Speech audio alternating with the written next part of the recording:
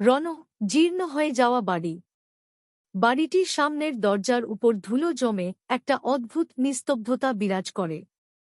স্থানীয়রা বলত বাড়িটিতে ভূত আছে।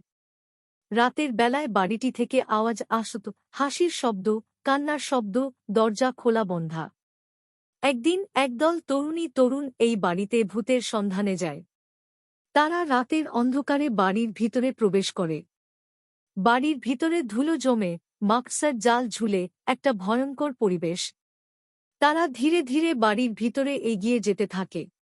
হঠাৎ একটা শব্দ শোনা যায়, একটা কনকনে শীতল হাওয়া বইছে। তারা একে অপরের দিকে তাকায়, মুখে ভয়ের ছাপ। ঘরটিতে একটি পুরনো আয়না ঝুলে আছে। আয়নায় তাদের মুখ কুঁচকে যাওয়া দেখতে পায়। তারা ভয় পেয়ে দ্রুত ঘর থেকে বেরিয়ে আসে। ঠিক তখনই বাড়ির ছাদ থেকে একটা আওয়াজ আসে। তারা উপরের দিকে তাকায়, কিন্তু কিছু দেখতে পায় না। তারা দ্রুত বাড়ি থেকে বেরিয়ে আসে। পরের দিন তারা আর কখনো সেই বাড়ির দিকে ফিরে তাকায়নি। তারা বিশ্বাস করত বাড়িটিতে সত্যিই ভূত আছে।